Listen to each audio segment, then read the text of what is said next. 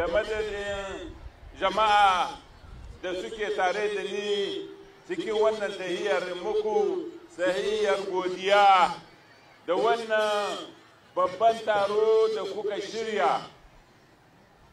Na sha yin tarurruka a birni a ƙauye, amma irin mutum da aka tara yau nan garin dan Kano tubarkalla ba kullum bane ake gane shi. Na ɗauki wannan a matsayin ɗaukaka da kuka ma jamhuriyar Niger, kuma na fahimci cewa lalle kuna jiranmu, kuma mun kyauta da muka zo. Yau da shekara 3 na zo nan garin a matsayina a wancan lokaci na minister de l'interior mai kula da harkar tsaro. A wancan lokacin aka fara ganin wa'annan mutanen wanda tun can suka dame ku kuma suka ci gaba da yin haka. Da na zo na lura da al'amarin, na sa an ɗauki matakai wanda suka kawo sauƙi cikin rayuwarku, amma wannan matsala har yau ba mu samu muka ciwo kanta. Shi yasa yau na sake dawowa, na zo don in ce muku muna da sanin abinda yake wakana. Na zo don in ce muku mun san halin matsuwa da kuke ciki dalilin wannan al'amari. Mun san irin matsalolin da suka haddasa, saboda ɗazu magajin garin Tsibiri da ya yi magana a madadinku ya nuna mu irin banna da aka ma wannan yanki, irin mutane da aka kashe.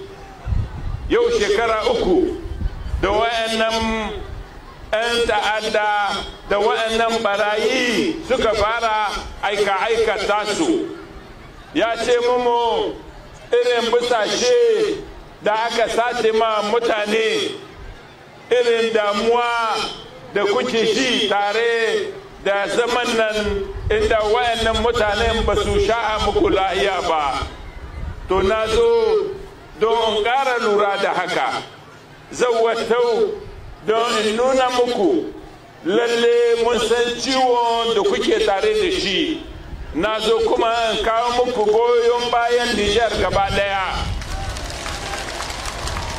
Na zo in ce muku ba mu manta da ku ba, muna da sanin halin da kuke ciki, kuma na zo in ce muku za mu kula da ku, za mu kula da ku ta duka fannin da ya kamata, musamman a fannin tsaro.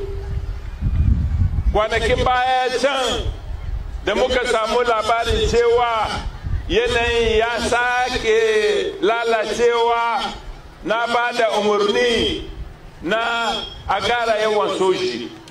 An kawo su kun gani, kuma abun ya kawo muku sauƙi. Amma jiya da na yi taro da wakilan soji da manyan soji da gubernar, mutanen da suka kula da tsaro, na fahimci cewa har yanzu ana buƙatar soji, har yanzu ana buƙatar soji. Na lura da haka, kuma da izinin lahi za mu ƙara soji, za mu ƙara ta yadda za mu ƙara kare ku, ta yadda za mu ƙara tabbatar da zaman lahiyar ku. Domin abin da na sani kuma na sha gai shine mutum in ya rasa zaman lahiya ya rasa komi. Komi yakan yi wa cikin rayuwa bayan zaman lahiya, amma in babu zaman lahiya babu karatu. Ɗazu magashin gari ya gaya mu in babu zaman lahiya babu hanya babu noma babu komi mutum yake rasa kenan babban wajibi da yake rataye ga wuyan gwamnati ta tabbatar ma 'yan ƙasa zaman lahiyarsu. Shi yasa yau na zo nan garin ɗan Kano inda hiye da ko'ina a ƙasar gidan rumshi yankin nan naku ne ya matsu da abin da yake wakana sakamakon irin aika-aika da barayi suke muku, suna sace bisashenku, suna kashe ku, suna sake mutane a biya musu kudi sa'annan su sake su. Wannan al'amura insha Allahu za mu kalubalance su, za mu kawo magani. Shine ‘yan wana mutanen ɗan Kano yasa na zo nan garinku don in shaida muku shi.